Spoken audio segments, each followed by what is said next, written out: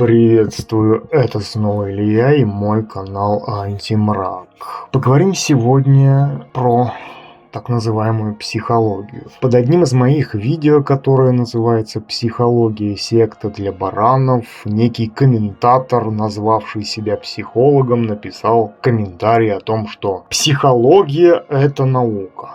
При этом не приведя никаких критериев, которые свидетельствовали бы в пользу ее научности. Вообще, как мне кажется, все эти так называемые психологи ничем не отличаются от священнослужителей, потому как некоторые из них тоже уверовали в научную состоятельность своей этой психологии. Но так же, как и в случае с религиозной верой, если большинство верит в то, что психология – это наука, то это не означает, что она является такой на самом деле. И если тот комментатор не лицемерит, а искренне считает ее наукой, то его можно отнести к уверовавшим в нее, потому что он нашел в ней нечто серьезное только потому, что ей учат в неких институтах, и она является востребованной со стороны большинства. Но если говорить, допустим, о тех же самых религиозных людях, то тот факт, что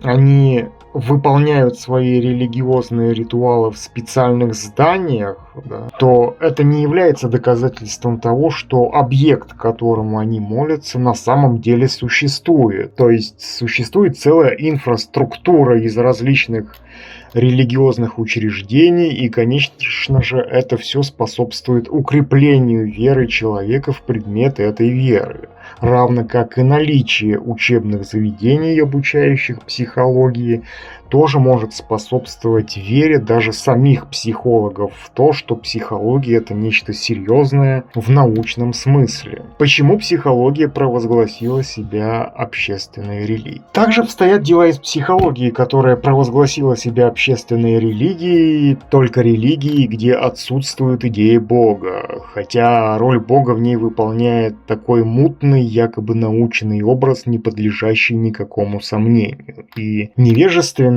большинству предлагается уверовать в этот образ, даже не пытаясь хотя бы чуть-чуть попытаться взглянуть в суть ее предмета, которого на самом деле не существует. Вернее, предмет есть, но он заключается исключительно в том, чтобы делать деньги на невежественных, наивных людях. Естественно, что коммерческая цель является настоящим мотивом только для психолога, который подходит к этой деятельности исключительно с коммерческой точки зрения. Я не говорю сейчас о психологах, которые сами уверовали в научность психологии. Тенденцию востребованности психологии создает именно невежество людей, которые, когда при современных способах распространения информации, они становятся частью аудитории так называемых психологов на Ютубе. Опять же, я не против того, чтобы кто-то делал деньги на идиотах, я лишь исследую причины популярности психологии, а не пытаюсь кого-либо в чем-либо переубедить. И не нужно писать в комментариях о том, что психология – это наука, не приводя никаких здравых доводов в пользу того, что вы говорите. Так вот, психолог – это что-то вроде современного попа, только попа в респектабельном образе представителя науки, но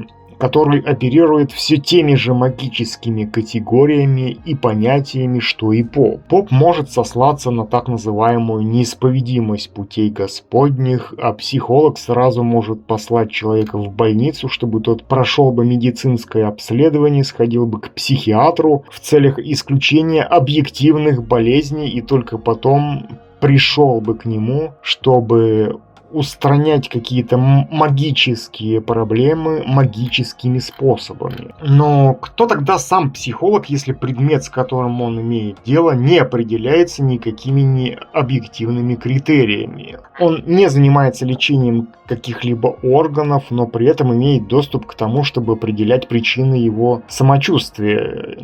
человека имеется в виду. И чем руководствуются люди, когда идут к психологам? Ведь они же сами не могут определить ту проблему, с которой они идут к нему. Что пишут в комментариях под моими видео о психологии? Под моими видео с моим критическим рассмотрением психологии. Многие люди даже под моими видео о психологии в комментариях писали, что им всем не помешал бы психолог, и я сразу представляю себе, как грязному невежественному населению прошлых веков рассказывали о важности обращения к попам. Прошли столетия, но абсолютно ничего не поменялось. Население стало чуть чище, чуть сытее, но мозг по-прежнему выполняет функции управления физиологией тела, но функция мышления ему все так же недоступна, поэтому функцию попов на себя взяли психологи, получившие свое магическое образование в институтах магических наук. Так вот, на самом деле психология — это не более чем информационный продукт, рассчитанный на такого же недалекого потребителя, как и в случае с религиозной верой, который приходит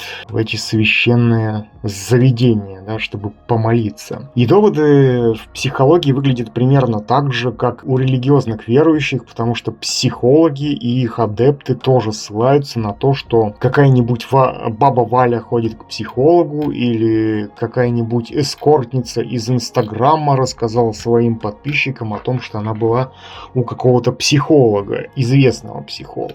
И я не против того, чтобы кто-то делал деньги на человеческом невежестве. И я не собираюсь ни с кем спорить по поводу того, что психология не является наукой, потому что если человек хочет стать жертвой самообмана, то он всегда и станет, независимо от того, во что он в очередной раз поверит, только потому что в это верит большинство. Любая отрасль будет востребованной. На самом деле, абсолютно любая услуга или товар будут востребованными, если на них будет спрос со стороны массового потребителя, ибо массовый потребитель не обладает никакой разборчивостью, и поэтому если кусок дерьма завернуть в красивую обертку и сказать потенциальному потребителю, что это очень вкусно, то он съест это, не поперхнувшись, да еще добавки попросит. Он воспримет его именно так, потому что так делает большинство, и он боится показаться каким-то не таким, отличным от большинства. Если какая-нибудь, допустим, эскортница на своем YouTube-канале расскажет своей многочисленной аудитории о том, как она была у психолога, то и представители ее аудитории тоже будут считать, что им бы тоже не помешало сходить к психологу.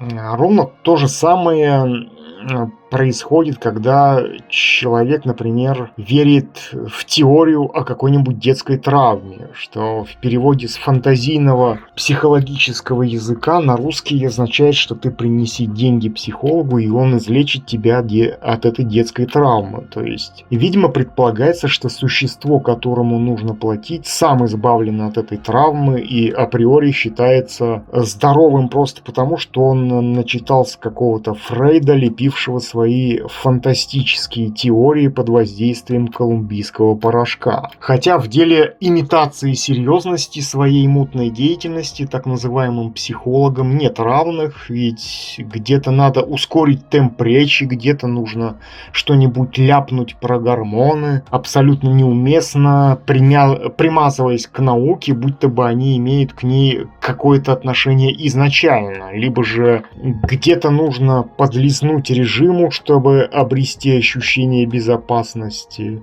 То есть психолог — это довольно скользкий во всех смыслах тип, либо уверовавший в психологию как науку, либо же честно себе признавшийся в том, что делать деньги на невежественном быдле — это сверхприбыльная затея. И на самом деле большинству не склонно отягощать себя тем, чтобы думать. Оно хочет, чтобы ему напели в уши какой-нибудь фантастической чуши о детской травме и о том, что есть этакий маг-психолог, который поможет избавиться от этой травмы. Но бедный простофиля, наслушавшись подобной ахинеи, начинает думать, что с ним в самом деле что-то не так, и это проблема в его прошлом, несмотря на то, что даже он и имеет возможность жить в настоящем моменте и оценивать свое состояние состояние и его причины реалистично. И самое ценное, что есть у человека, это его настоящий момент, в котором он имеет возможность видеть себя не обусловленным никакими теориями и задействовав на полную свой интеллект, отсеивая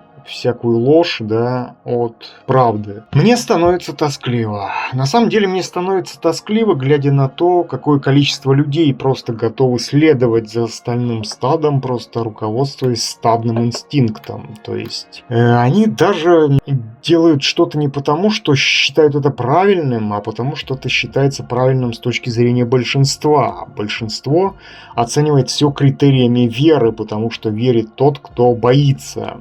А среднестатистический представитель большинства всегда руководствуется страхом оказаться вне этого большинства. Почему люди жертвуют своим благополучием ради поддержания иллюзий?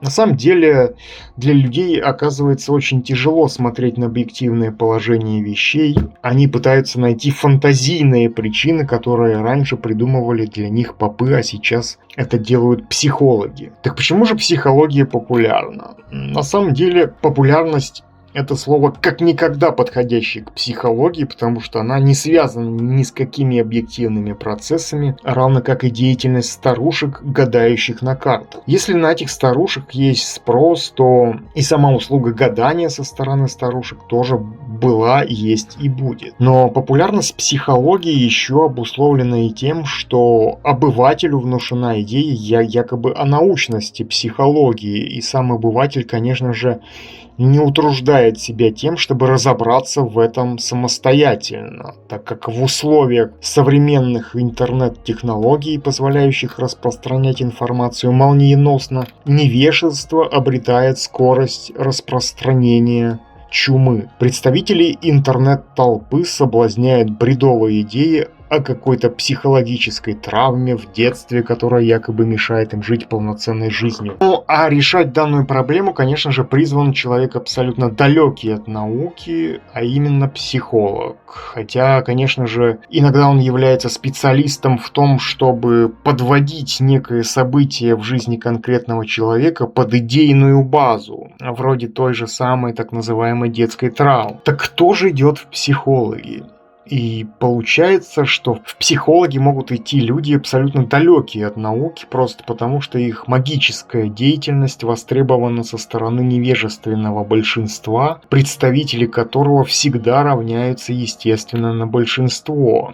Их деятельность основывается исключительно на коммерческих мотивах, потому как если психолог верит в научность психологии и деньги являются для него мерилом полезности его деятельности, то это особо тупой психолог, такой же невежественный, как и его среднестатистический прихожанин, выразимся так. Я не против того, чтобы люди занимались самообманом. На самом деле я не против того, чтобы люди занимались самообманом. Если они считают, что им нужен психолог, пусть идут к психологу. Моей целью лишь является исследование причин востребованности психологии со стороны обывателя, а не потому, что она мне интересна как таковая. Люди далеки, допустим, от того, чтобы видеть то, что может скрываться за фасадом каких-либо общественных процессов. Они сами делают востребованным то или иное действие по отношению к себе различных общественных явлений. И всегда найдутся те, кто не против того, чтобы воспользоваться этой недальновидностью просто потому, что это выгодно делать с точки зрения заработка на ней. Но не потому, что они жаждут помочь каким-либо людям, да. Тем более, что предмет помощи, так скажем, он, мягко говоря, не определен. Например, есть стоматолог, к которому приходит, чтобы лечить зубы. Есть травматолог, который устраняет последствия травм. Есть эндокринолог, который занимается лечением болезней, связанных с гормональными сбоями. Но чем занимается психолог, никто не знает. Никто не может объяснить цель посещения психолога, даже тот, кто приходит к нему. Психолог не является врачом и, в принципе, не является специалистом в какой-либо сфере. Он ничего не лечит, не имеет дела ни с каким определенным предметом своей деятельности, но он Он всего лишь тот, чьи магические услуги пользуются спросом просто потому, что большинство недальновидно, ему нужна красивая история о детской травме, ему нужны теории, состряпанные Фрейдом, находившимся под воздействием колумбийского порошка. Вот, допустим, что пишут, опять же, в комментариях под моими видео. В комментариях пишут, что, мол, психолог им помог. Говорят, что, мол, надо выбирать своего психолога. Например, когда у меня возникают проблемы с зубами, я посещаю одного и того же стоматолога, просто потому что он лечит зубы очень качественно. Но что значит найти своего психолога? Не совсем понятно, и откуда берется такая потребность у людей. Почему человек решает, что ему нужен какой-то психолог, не определив причины, почему он к нему идет. Это происходит потому, что для общественной системы выгодно, чтобы человек думал, что с ним что-то не так. Потому что с точки зрения среды человек выполняет лишь определенную функцию по отношению к ней. И для этого психология используется как идеологический инструмент. Потому что массам свойственно не думать. Они предпочитают сдавать свой мозг в аренду тем же самым психологам, чтобы те наваливали бы в него всякого бессмысленного, во всех смыслах псевдонаучного идеологического дерьма. И по моим оценкам эта тенденция будет лишь усиливаться, потому что люди все больше тупеют. Спасибо за внимание. До встречи в следующих видео.